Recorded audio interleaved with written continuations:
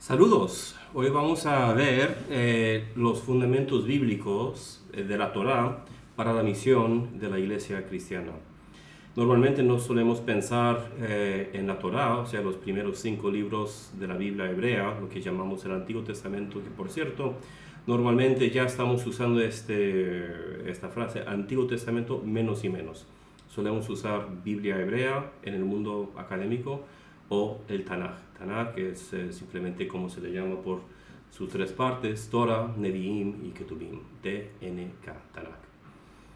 Pero bueno, la verdad es que el fundamento del ánimo misionero se encuentra en la Torah desde el comienzo, porque la misión no es simplemente una de las muchas cosas que la iglesia puede hacer si desea hacerlo, sino que la iglesia existe precisamente para llevar a cabo la misión de Dios en el mundo. Entonces, ¿dónde podemos comenzar? Pues comenzamos y vamos a ver la Torre de Babel más tarde cuando vemos Hechos, por cierto. Yo sé que es un texto muy importante porque es la creación de las diferentes naciones. Muchas veces en la Biblia encontramos la palabra naciones y pensamos en como las naciones de hoy. Colombia es una nación, Canadá es una nación, España es una nación. Pero en la Biblia no significa eso. La palabra nación o naciones en hebreo es goyim y en griego es ethnoi. O sea, estamos hablando más que todo de tribus, de grupos étnicos. Esta idea de tener naciones con fronteras fijas, con ejércitos, con banderas, con gobiernos, es relativamente reciente, el siglo XVII más o menos. Entonces, cuando hablamos de naciones, estamos hablando de grupos étnicos, estamos hablando de los mexicas, estamos hablando de los chayán, estamos hablando de los angli, de donde viene Inglaterra, estamos hablando de los nórdicos, que solemos llamar los vikingos, aunque ellos no se llamaban a ellos mismos vikingos. Y estamos hablando adentro del ámbito del Antiguo Testamento y de Israel antiguo. Estamos hablando de los moabitas, los egipcios, los babilonios, los hititas, los amoritas, o sea, un montón de diferentes grupos étnicos que estaban alrededor de Israel. Pues tenemos en Génesis 11 pues ya la creación de las naciones en un texto que vamos a ver cuando leemos Hechos. El relato de Pentecostés en Hechos capítulo 2 es el acontecimiento de la Torre de Babel, pero al revés. Pero lo vamos a tratar cuando veamos textos del Nuevo Testamento más. Entonces, ¿qué más podemos encontrar? Bueno, el problema principal adentro de lo que es la metanarrativa cristiana, que van a ver en 2 historias de todo, es precisamente la muerte que entra a la creación a través del pecado. Y pues aquí voy a presentar algunos versículos muy claves que hablan de alguna forma como presagios de lo que es la misión cristiana, para que veamos que esta idea de misión y de anunciar las buenas nuevas no es simplemente del Nuevo Testamento. Existía ya desde antes, desde la Torá, los primeros 5 libros de la Biblia hebrea. Entonces, primero que todo podemos identificar Génesis 12 del 1 al 3, que dice: el Señor le había dicho a Abraham: deja tu tierra, tus parientes y la casa de tu padre, y vete a la tierra que te mostraré. Haré de ti una nación grande y te bendeciré, haré famoso tu nombre y serás una bendición. Bendeciré a los que te bendigan y al que te maldiga lo maldeciré. Por medio de ti serán bendecidas todas las familias de la tierra. Entonces ya tenemos aquí la estrategia de Dios que se va como que desarrollar y desdoblar en lo que va a ser la Gran Comisión. La Gran Comisión, de hecho, al final en Mateo 28, realmente es simplemente una forma más sofisticada, más específica de formular esta promesa que Dios le hace a Abraham. Vemos que Abraham, primero que todo, que tiene que dejar su tierra y tiene que dejar sus parientes. En aquellos días, estamos hablando 2000 antes de Cristo, no, obviamente no sabemos precisamente cuándo los patriarcas vivieron. Estamos hablando de la era de bronce tardía, más o menos en lo que sería el Medio Oriente hoy. Entonces él tiene que demostrar su fe, porque en aquellos días dejar tu familia, dejar tus parientes, dejar tu tierra y ser un extranjero es como vivir sin derechos, la verdad. Tú tenías derechos, tú tenías seguridad porque tenías a tu alrededor tu familia, tu tribu. Entonces esto demuestra una fe muy fuerte si es que Abraham lo hace. Algunos dicen que Abraham no obedeció completamente el mandamiento de Dios porque llevó con él a Lot. Al parecer sí fue un error y lo vemos porque Lot y sus hijas producen pueblos alrededor de Israel que van a ser enemigos de Israel más tarde, como Moab. Y este pasaje es fundamental para la idea de que la bendición de Dios sobre Israel tiene la intención de extenderse a todas las naciones. Y aquí esto es parte de la teología de elección. Mucha gente piensa que elección se trata de simplemente, bueno, Dios escogió a algunas personas antes de la creación para ser salvos. Pues aquí estamos viendo elección. Elección siempre es elección, en el Antiguo Testamento específicamente, es elección a una persona para una obra específica. La elección de Abraham no es la misma que la elección de Noé. La elección de Pedro no es lo mismo que la elección de María. O sea, estas personas fueron escogidos para obras específicas que Dios tenía para ellos. Y la segunda cosa es que aprendemos que la elección no es para el individuo en sí, sino es para la bendición de los que están a su alrededor. Pablo es elegido para ser el apóstol a los gentiles. No es elegido para que esté ahí y diga, oh, qué bonito ser elegido por Dios. No, es para otra cosa. Y aquí lo vemos claramente con la elección de Abraham. A través de ti y tu semilla, todas las familias, los clanes, las tribus del mundo serán bendecidos.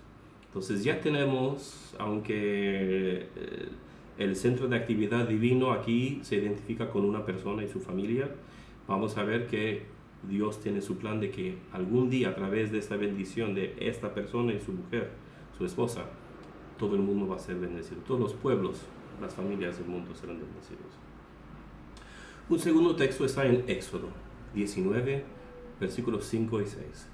Ahora bien, si me son fieles y cumplen mi pacto, serán mi propiedad exclusiva entre todas las naciones. Aunque toda la tierra me pertenece, ustedes serán para mí un reino de sacerdotes y una nación santa. O sea que el llamado de Israel a ser un reino de sacerdotes puede verse como una misión para representar a Dios ante las naciones. O sea, aquí la idea que hay que preguntarnos qué es un sacerdote. Mucha gente hoy piensa en los sacerdotes católicos y bueno, no voy a decir que no viene al caso, pero tenemos que realmente pensar lo que era el mundo primitivo. ¿Qué hacían los sacerdotes? El trabajo del sacerdote en aquellos tiempos era más o menos lo que diríamos hoy el trabajo de un chamán. O sea, era ser un mediador entre Dios o los dioses y el pueblo. Había, pues la gente reconocía que los dioses o Dios eran pues, peligrosos.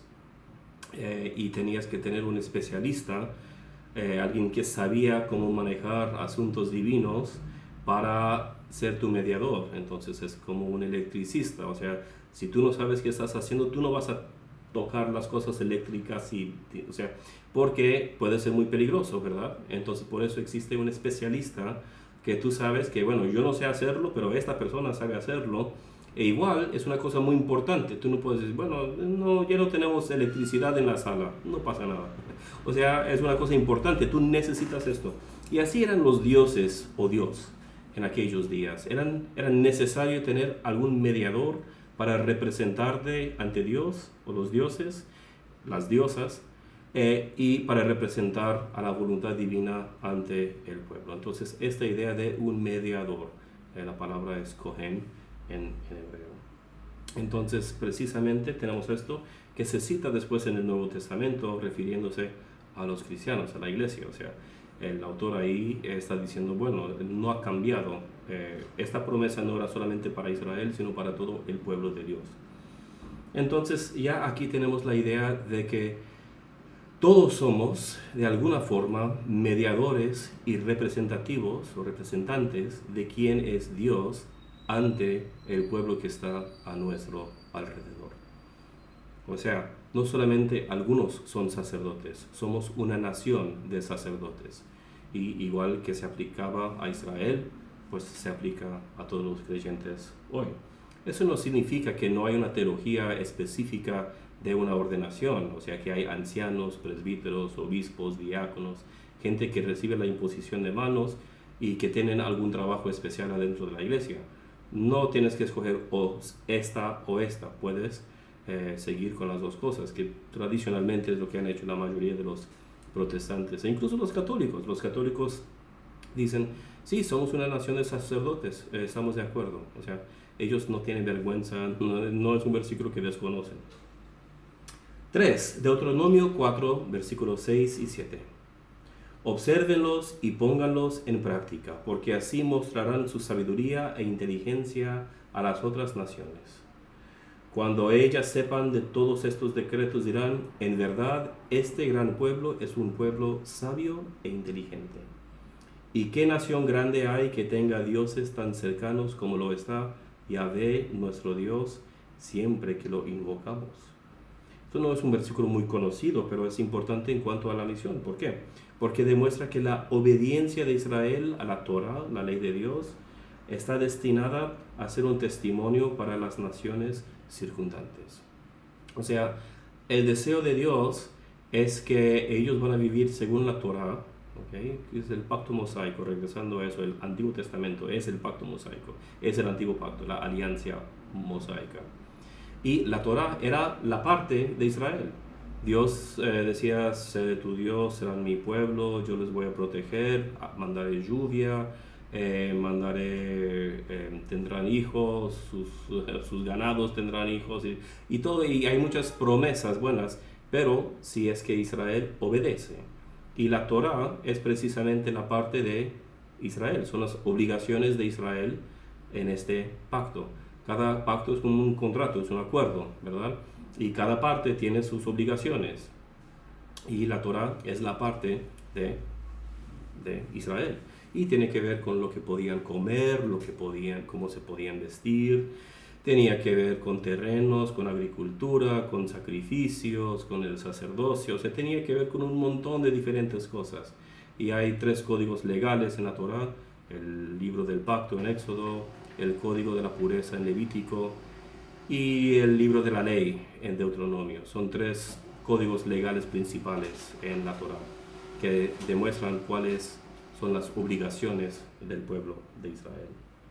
Y aquí la idea es que Israel, al obedecer su parte del pacto, van a recibir la bendición y la presencia de Yahvé, de Dios, y a través de eso todos los pueblos alrededor de Israel van a decir, wow, este pueblo tiene algo que nosotros no tenemos. Y ahora solemos pensar en misión como mandar a gente. Eso es una misión, pero de mandar, pero también hay una forma de misión que es de atraer a gente. Entonces ya tenemos aquí una idea básica de que Israel va a ser fiel a su pacto y la gente va a venir como la reina de Seba o Naamán el asirio. O sea, habrá gente que vienen y van a decir, wow, ellos tienen una relación con Dios que yo no tengo. Enséñame la Torah, enséñame la ley. Entonces, aquí es misión, pero no es misión de mandar afuera, sino es una misión atractiva. Pero por eso no deja de ser misión, ni se hace una forma de misión inferior o menos importante. Génesis 18:18, otra vez regresando a Abraham, ahora ya tiene el nombre Abraham. Abraham ciertamente se convertirá en una nación grande y poderosa, y todas las naciones de la tierra serán bendecidas por medio de él. Aquí simplemente es una repetición, pero ¿por qué lo cito 2 veces, en 12 y después 18? Porque cuando se cita una idea, una frase, vez tras vez en diferentes partes de la Biblia, es para enfatizar la importancia de esa enseñanza. Y aquí refuerza la idea de que los descendientes de Abraham y su hijo Israel serán una bendición a todas las naciones. Y finalmente Deuteronomio 10, del 18 al 19. Él defiende la causa del huérfano y de la viuda, y ama al extranjero que reside entre ustedes, dándole ropa y alimento. Ustedes también deben amar al extranjero, porque ustedes mismos fueron extranjeros en Egipto. Este pasaje subraya la preocupación de Dios por los extranjeros, o sea, los que no son israelitas, lo que conecta con la idea de extender el amor y la justicia de Dios más allá de Israel, un aspecto esencial de la misión cristiana. Entonces, como hemos visto la importancia de obediencia, de santidad del pueblo de Israel, aquí vemos un aspecto que se va a desarrollar en cuanto a la misión de cuidar no solamente al espíritu, de cuidar no solamente a la eternidad con Dios del ser humano, pero ya desde un comienzo en la Torá vemos también la importancia para Dios, el testimonio del pueblo de Israel en la Torá, cuidando a la gente que está a su alrededor. Y claramente esto se ha hecho a través de los años. Cuando tú ves una clínica, un hospital, cuando tú ves un colegio, una escuela que fue fundada por cristianos, sean católicos o protestantes o ortodoxos en algunas partes del mundo, pues tú estás viendo esto en acción. De que, como diría Pablo más tarde, somos las manos y los pies del Señor Jesucristo. Y por lo tanto ya hemos visto algunos textos de la Torá para clarificar, ¿verdad?, que esta idea de que misión no nace en el Nuevo Testamento, ya nace en el Antiguo Testamento, específicamente con la elección de Dios a Israel para ser un pueblo santo, un pueblo de sacerdotes, un pueblo real, un pueblo obediente, un pueblo sabio, inteligente en sus mejores momentos, y un pueblo que demuestra la compasión de Dios en todas sus obras, incluso a los que están adentro de Israel y a los que no son israelitas.